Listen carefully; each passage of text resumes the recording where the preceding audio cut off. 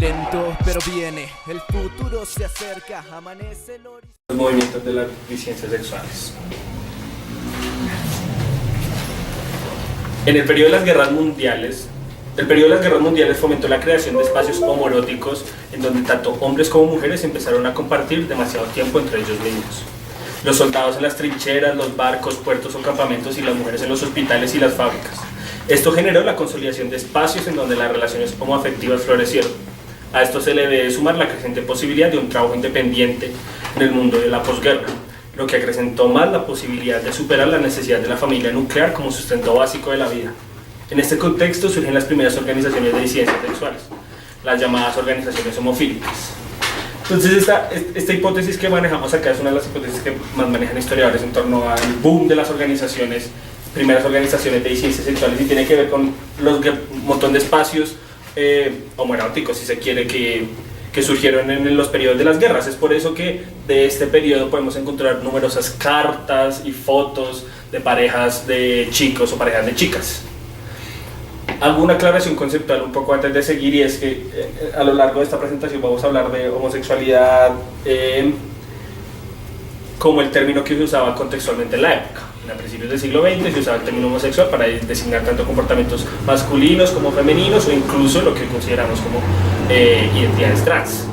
Entonces no es que se esté imponiendo algo, sino que es el uso que se había contextualmente en ese momento. Entonces muchos de estos espacios, el creciente contacto que había entre hombres y entre mujeres, pues llevó a las personas a que se empezaron a replantear las posibilidades de una vida con una identidad sexual distinta. Esto tiene implicaciones muy fuertes, porque antes del siglo XX y durante XVIII, XVII y generalmente durante lo anterior de la historia, los comportamientos, no existían las identidades homosexuales. La gente no se identificaba como gay, no se identificaba como sexual, no se identificaba como lesbiana. Tenían actitudes, tenían actos, o así se denominaban gays, homosexuales, o como se denominaba en la época, sodomitas. Es decir, compartían ciertos espacios específicos con personas, etcétera, etcétera. Muy pocas personas, o casi ninguna, se replanteaba una vida bajo esta identidad. Pero compartir tanto tiempo en tantos espacios en Europa, en Estados Unidos, y además la posibilidad de adquirir un trabajo independiente con un salario autónomo, permitía que las personas empezaran a pensar la posibilidad de una vida fuera de los márgenes de la heterosexualidad. ¿Eso qué quiere decir? Yo necesito de una familia nuclear, ya no necesito de hijos que me mantengan, ya no necesito de esposa o esposo que mantenga la casa. Puedo vivir una vida de soltero, una vida independiente, y así es como se empiezan a crear un poco esas identidades. Y alrededor de estas crecientes identidades, pues se organiza lo que se conoce como las sociedades homofílicas. Esta tradición de organizaciones homofílicas se hizo particularmente fuerte en Estados Unidos. Una de las más famosas fue la Mattachine Society, fundada en 1950 en Los Ángeles por exmilitantes del Partido Comunista. O las Hijas de Billys, fundada por 3 parejas de lesbianas un par de años después en San Francisco. Estas organizaciones rápidamente se centraron en la búsqueda de aceptación por parte de la sociedad civil. Sus acciones iban encaminadas a la construcción de una imagen benefactora e incluso a veces lastimera de la homosexualidad. Algo imposible de curar y que por lo tanto debía aceptarse en el mejor de los casos con resignación. Durante la década de los 60, estas organizaciones tuvieron su auge, llegando a organizar los llamados recuerdos anuales, desde 1965 hasta 1969, días antes de los disturbios de Stonewall.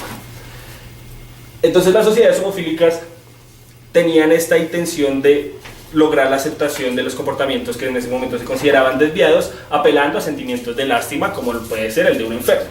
Nosotros somos homosexuales, no podemos evitarlo, estamos enfermos, trátennos bien, trátennos con cuidado, trátennos con cariño, porque pues así somos. Esa era la intención de estas organizaciones, y su nivel de politización era relativamente bajo en ese sentido. No eran organizaciones que buscaban derechos, no eran organizaciones que buscaban garantías, eran organizaciones que buscaban aceptación. Y a través de comportamientos muy, llamaremos nosotros, formales. Por ejemplo, ellos siempre salían muy bien vestidos a las pocas manifestaciones que organizaban, los hombres en corbata, las mujeres en falda, nada de cosas estrambóticas, nada de pluma, etcétera, etcétera. Los recuerdos anuales fueron una serie de marchas. Aquí podemos ver la fotico un poquito más, el recordatorio anual del 4 de julio de 1965, que se realizaban todos los 4 de julio como un recordatorio de que habían ciertos ciudadanos que la Constitución de Estados Unidos todavía no reconocía y que se deberían tener cuidado. Entonces ahí decía, por ejemplo, oportunidad, igual legalidad, ninguna sociedad puede ser mayor que todos sus ciudadanos, etcétera, etcétera, ¿no? Eran recordatorios el 4 de julio, el Día de la Independencia de Estados Unidos, que se hacían llamando a la gente a decir, hey, oigan, nosotros existimos, somos esta porción de ciudadanos que somos un poco incómodos, lo sabemos, pero miren, nosotros somos formales, vivimos decentes, acéptenos. Aunque estas organizaciones buscaban un lugar dentro de la sociedad de manera pacífica, no faltaron los altercados en la década de los 60. El sistemático rechazo por parte de un grueso considerable de la sociedad homosexuales, lesbianas y personas trans llevó a episodios de confrontación que han sido opacados por la espectacularidad de los disturbios de Stonewall. Uno de ellos fueron los plantones de la cafetería de Dewey's, en los cuales se reclamaba el derecho a ser atendidos como cualquier otro cliente, algo que sin duda recordaba las demandas por integración de los movimientos de derechos civiles. Entonces el caso de el plantón de Dewey's era un plantón muy formal en el que a una pareja de personas trans se le negó el servicio, le dijeron no queremos servirles a ustedes están incomodando a los clientes, por favor salgan. Y las organizaciones homofílicas, la Matachi Society, que tenía filiales en varias ciudades de Estados Unidos, pues decidió organizar unos pequeños plantones, y los plantones, como ven ahí, eran profundamente formales, profundamente pacíficos, eran las personas bien vestidas, bien organizadas, por supuesto, pues repartiendo volantes a las personas diciendo por qué estaba mal que se les negara el servicio. Un caso más dramático fue el de los disturbios de la cafetería Compton, donde mujeres trans se enfrentaron a la policía a causa de la negación de un servicio por parte del establecimiento. Y esto ya es un caso mucho más dramático, un poco recordando Stonewall, pero pues esto es antes de Stonewall, eso es en el 66. Una cafetería, esta cafetería Compton, esto es una cadena de cafeterías de todo Estados Unidos, sacó una política empresarial que le ponía un impuesto adicional a las personas homosexuales que iban a adquirir su servicio, porque consideraban que su presencia en los establecimientos pues disminuía la afluencia correcta. Entonces este tipo de impuestos pues fue muy mal visto por las pequeñas organizaciones homofílicas de la época, y un día se organizó pues una tomada del establecimiento, y la cosa escaló mucho porque se llamó a la policía. La policía respondía de manera pues profundamente violenta a estas personas, y una mujer trans le echó pues una jarra de café hirviendo al policía. El policía soltó un disparo en esa jarra de café, y pues iniciaron unos disturbios que duraron como unas 6 horas. En esos disturbios pues hubo incendios, se quemaron carros, se destruyó completamente el local, y pues despertó mucho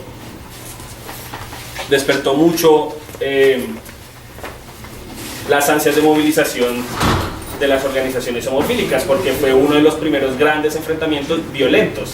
Antes de esos enfrentamientos pues las manifestaciones habían sido profundamente pacíficas. Entonces eso alertó mucho a la comunidad.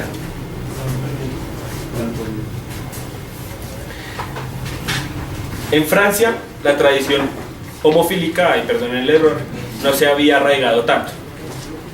Las leyes, hay otro error, las leyes contra la sodomía, recrudecidas durante el periodo de Vichy, se habían mantenido formalmente en la administración de De Gaulle. Solo la revista Arcadi se mantenía como referente a la organización homosexual, y su contenido retomaba la búsqueda de honorabilidad de estos, rechazando la pluma y el travestismo como excesos que evitaban la incorporación a la sociedad. Entonces ese es el rechazo que mantenían estas organizaciones. Necesitamos son las buenas maneras, necesitamos organizarnos bien, no necesitamos ser demasiado dramáticos, afeminados, etcétera, etcétera, como mantener todavía esas lógicas de masculinidad y feminidad. Solo fue hasta las jornadas del 68 que irrumpió en la escena pública la homosexualidad.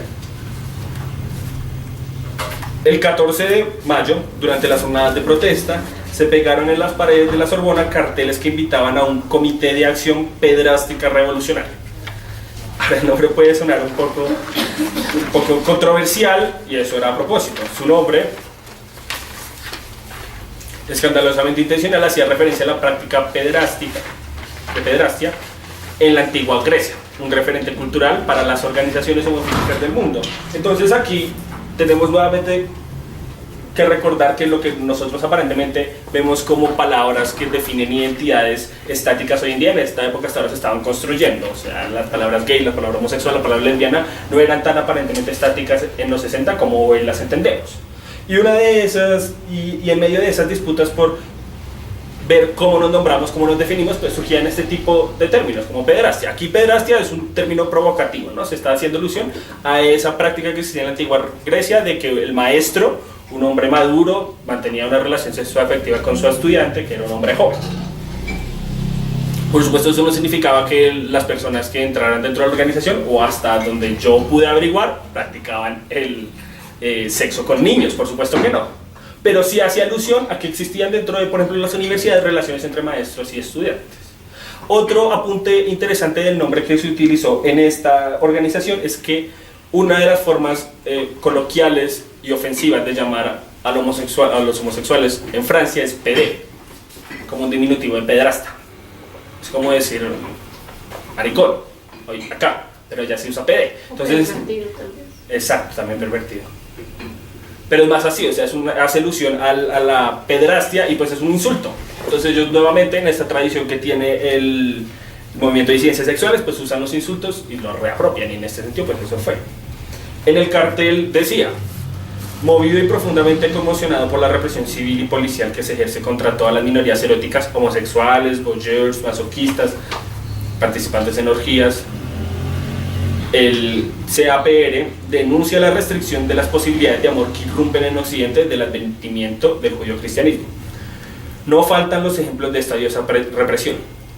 Los tienes frente a ti cada momento: inscripciones y dibujos en los baños de la Sorbona, golpizas de homosexuales por parte de la policía o civiles retrógrados, las redadas policiales en general, la actitud de sumisión, los ojos de perro golpeados, las carreras arruinadas, el aislamiento y el secreto que son la suerte de todas las minorías eróticas. Por un glorioso Jean Genet, 100.000 avergonzados condenados a la desgracia. Jean Genet es un autor famoso en esa época en Francia y abiertamente homosexual. CAPR le llama a usted, a los homosexuales, a las lesbianas, etc., a tomar conciencia de su derecho, a expresar libremente sus opciones o sus particularidades de amor, y a promover con su ejemplo una verdadera liberación sexual, de las cuales las llamadas mayorías sexuales son tan importantes como nosotros. Un hombre de cada 20 es homosexual. Sobre 4.000 millones de la población mundial, es 200 millones de homosexuales. No más amor y muerte, sí amor y libertad. El texto es bastante provocativo. Eso se plantea en las jornadas que revisamos, la primera sesión de los disturbios y bueno, todas esas jornadas de movilización en mayo, y hace alusión a cosas bastante interesantes. Una es que no se centra exclusivamente en la identidad homosexual, ¿no? Hace alusión a voyerismo, masoquismo, a las orgías, en toda esta onda de la idea de la revolución sexual que está iniciando desde los 60s en Occidente, ¿no? Esto tiene que ver con la implementación de las pastillas anticonceptivas, con las reclamaciones por el derecho al aborto. Son todos estos elementos que invitan a una, si se quiere, autoconcepción de la sexualidad, una independencia de la sexualidad no atada a las convenciones tradicionales, y que generaba cierta autonomía para hombres, pero particularmente también para las mujeres en su derecho a decidir en métodos anticonceptivos, de decidir en qué abortar. Entonces, pues, si abortar o no. Entonces esto se enmarca en esta idea de la liberación sexual que trasciende simplemente la orientación sexual. Por eso también la cuestión de sadomasoquistas, de masoquistas en este caso, y la cuestión de orgías, como que no se limita exclusivamente a esta idea de la homosexualidad. Y lo segundo es esa alusión bastante chistosa de un hombre de cada 20 es homosexual.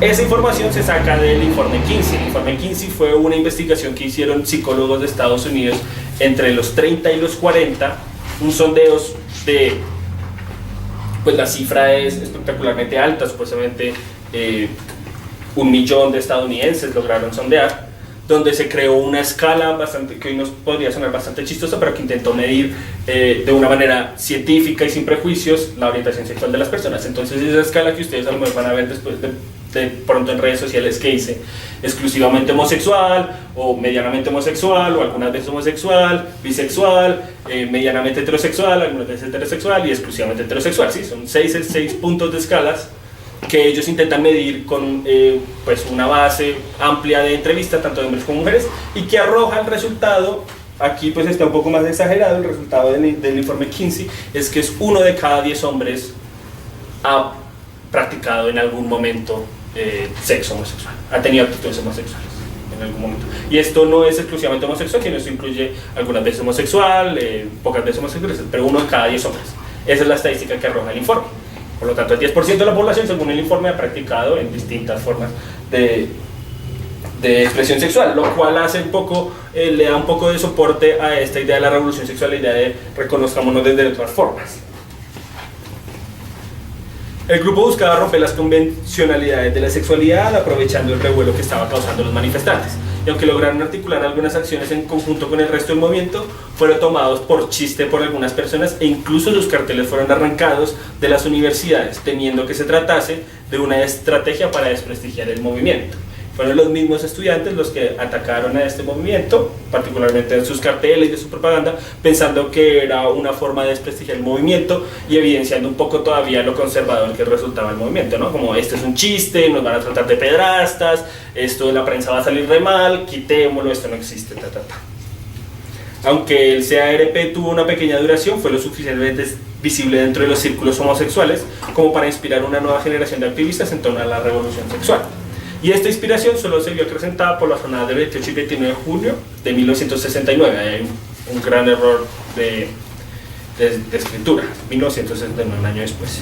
Entonces, terminan las jornadas de mayo en París, pero la idea de que existió esta organización que se empezó a pensar una forma distinta de liberación sexual va a quedar entre el círculo de homosexuales y de lesbianas, particularmente, que estaba activo durante las protestas, y ese círculo va a empezar a seguir reuniéndose, y lo que va a catapultar la gran explosión de movilización de las disidencias sexuales van a ser pues las jornadas del 28 y 29 de junio de 1969, los famosos disturbios de Stonewall. Los disturbios de Stonewall se convirtieron en icónicos por varios motivos. Uno de ellos fue su situación geográfica, pues Nueva York representaba un centro neurálgico de Estados Unidos, del país, lo que hizo más visibles los acontecimientos que las protestas o enfrentamientos anteriores, por la representación en la prensa. Otro elemento fue su nivel de violencia, sin precedentes y altamente organizado en la segunda noche, algo que tomó por sorpresa a las autoridades locales. Y tercero, y tal vez más importante, que sus participantes iniciaron una labor organizativa a partir de los mismos disturbios, que será uno de los hitos que iniciaron los movimientos de liberación gay u homosexual. Entonces, ¿en qué consistían los disturbios de Stonewall? Las redadas a los bares gays eran bastante usuales en todo Occidente, es decir, desde después de la Segunda Guerra Mundial se empezaron a crear pequeños bares, pequeños cafés, donde las personas empezaron a compartir y a expresar un poco más abiertamente su sexualidad no hegemónica. Se empezaron a establecer estos bares, y esos bares fueron capitalizados por las mafias locales, pues porque los empresarios, llamémoslo entre comillas, honorables o legales, pues no aceptaban este tipo de clientela. Entonces fueron las mafias locales las que empezaron a financiar este tipo de bares. Las redadas eran bastante comunes y era algo bastante rutinario, tanto porque eran espacios ilegales como porque eran espacios donde frecuentaban homosexuales, como se decía en esa época. Particularmente en la noche del 28, la madrugada del 28 de junio, era un momento bastante coyuntural, porque en esa época Nueva York estaba en campañas electorales, y una de las promesas del candidato que estaba pues ganando las listas de censos, que era republicano, era limpiar la ciudad del crimen de los homosexuales y de las prostitutas. Entonces las redadas se intensificaban mucho más en época de campaña electoral. Entonces en esa época pues era bastante natural que hubiera una redada, y se esperaba muchísimo. Lo que sorprendió a las autoridades en la madrugada es un bar que queda en una zona mayoritariamente donde habitaban homosexuales, lesbianas, personas trans, una calle donde había muchos habitantes de calle, mucha prostitución.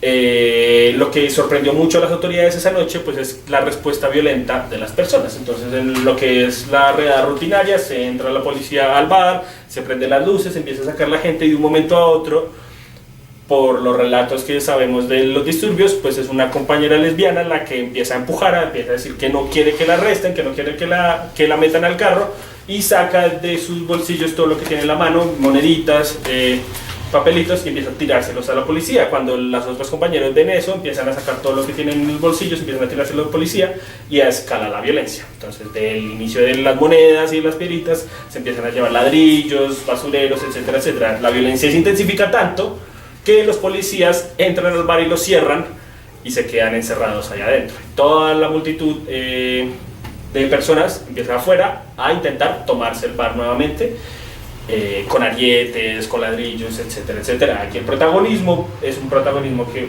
se ha empezado a visibilizar mucho de mujeres trans y mujeres de color. Marsha P. Johnson y Silvia Rivera, aunque la participación de Silvia Rivera es bastante disputada por los historiadores, no se sabe si realmente estuvo ahí o si después ella dijo que estaba ahí. La de Marsha P. Johnson sí se sabe que estuvo ahí, si hay registros por lo menos. Son las que lideran los disturbios, son las que lideran la construcción de un ariete que al final rompe la entrada de la policía, y justo cuando se está entrando pues con todo el ejercicio de la violencia a atacar a los policías, llegan los refuerzos y pues los disturbios pues se salen de control.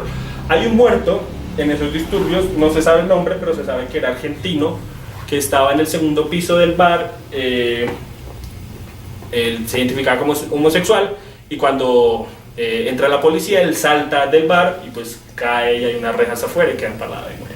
Pues ese es el único muerto.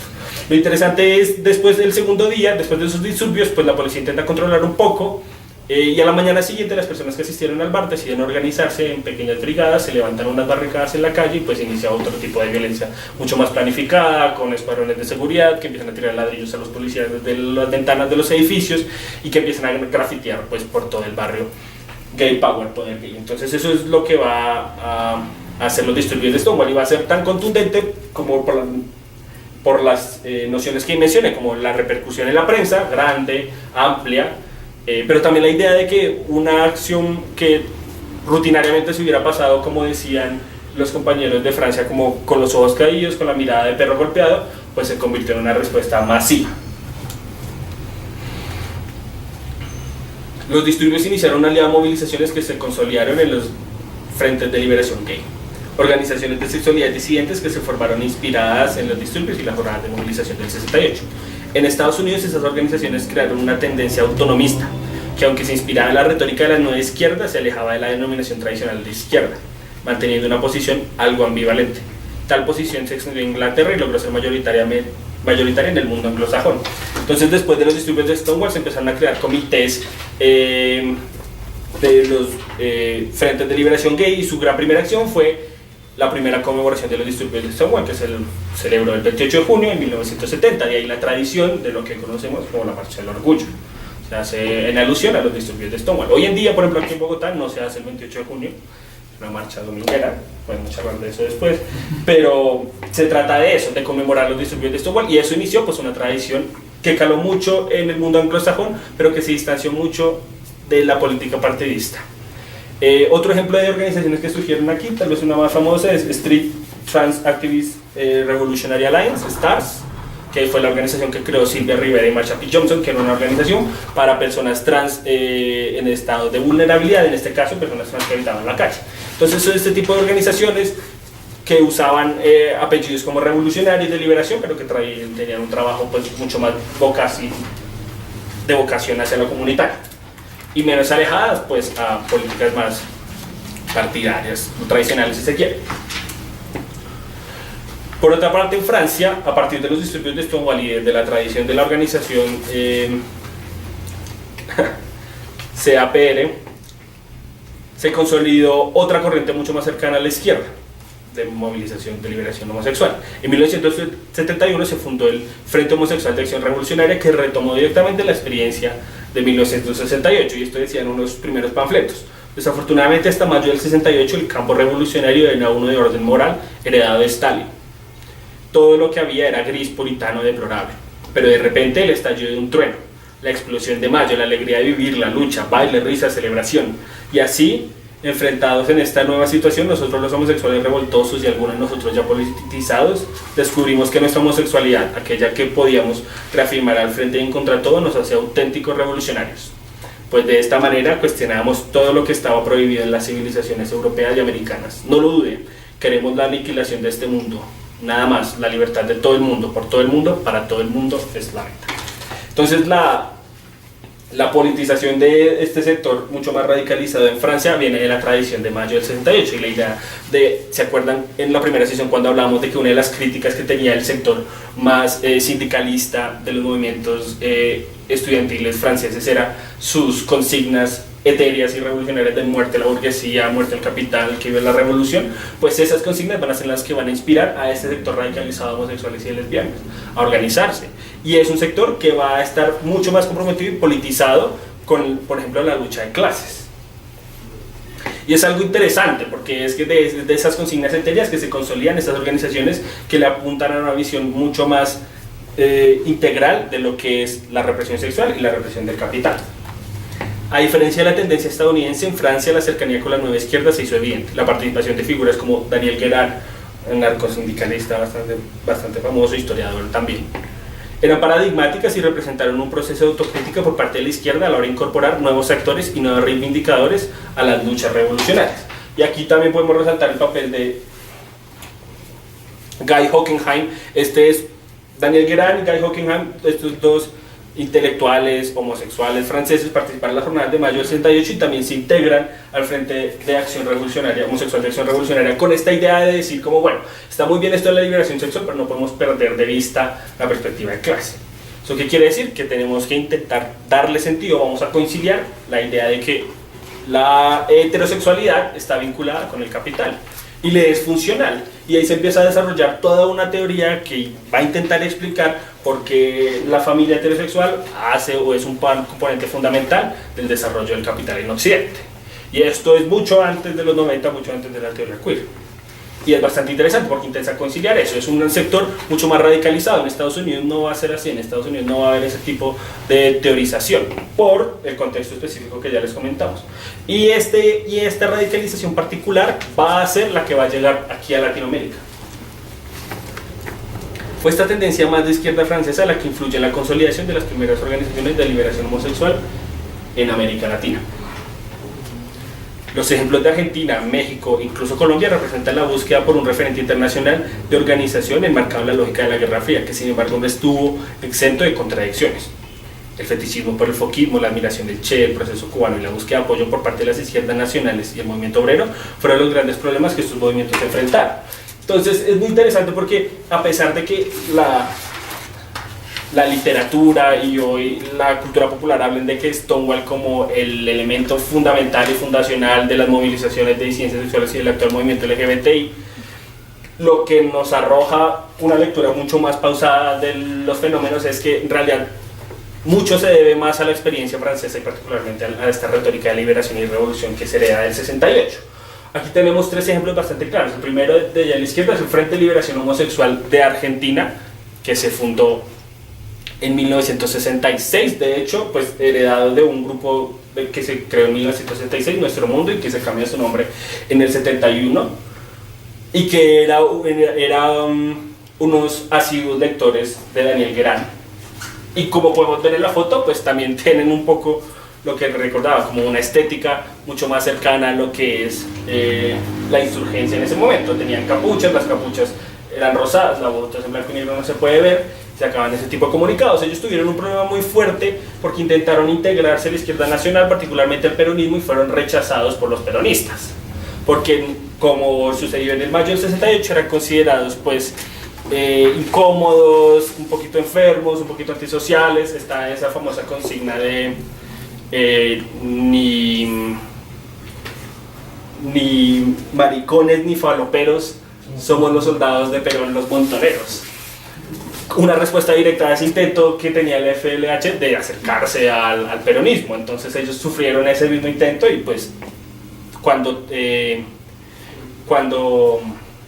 llega la dictadura al poder, pues son desaparecidos rápidamente y sin ningún esfuerzo. Otro caso un poco más chistoso es el del movimiento homosexual de Acción Revolucionaria Mexicano. Este también se funda por parte de exmilitantes del Partido Comunista Mexicano.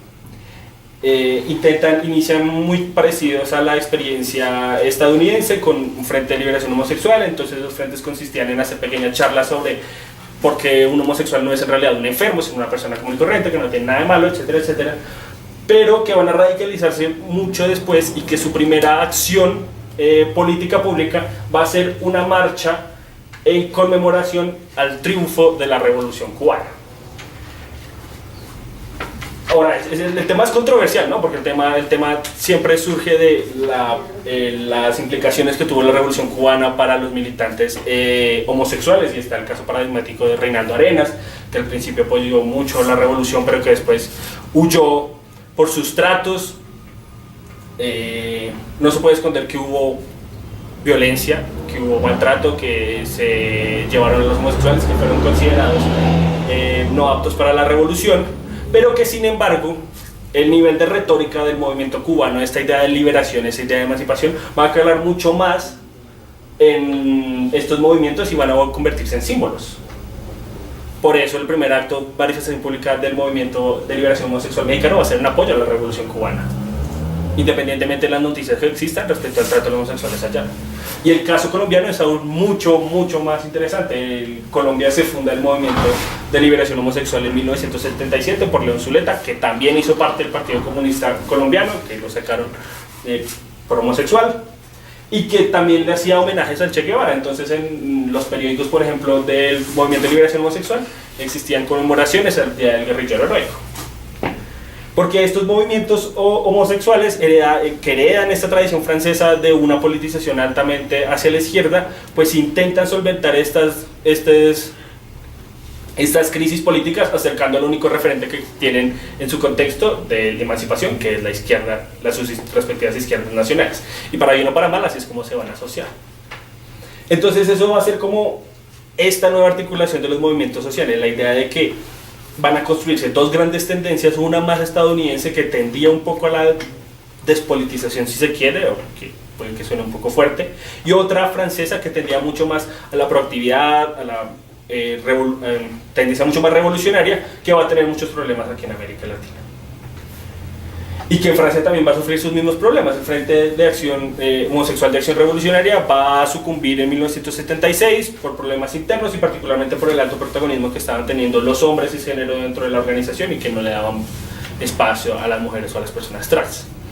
Entonces traíamos este ejemplo como un ejemplo de esta idea de los nuevos movimientos sociales que surgían a partir del 68, que no están exentos de sus dificultades, pero que se inspiraban en esa retórica que revisamos en la primera sesión, a lo mejor un poco de espectacularidad, pero que llegaron a materializarse. O sea, que no se trata simplemente de esa crítica que le hacían los compañeros de época que esto es irreal, sino que esas mismas consignas llegaron a materializarse en un contexto concreto y que animaron, por ejemplo, a un grupo que era pues tan marginal, y no solo tan marginal, sino que tenía tan poca autoestima como era el de las disidencias sexuales, a pensarse la posibilidad de abrirse campo en lo político. Listo, entonces está ahí. Entonces ahora vamos a dar la palabra al segundo compañero. Gracias.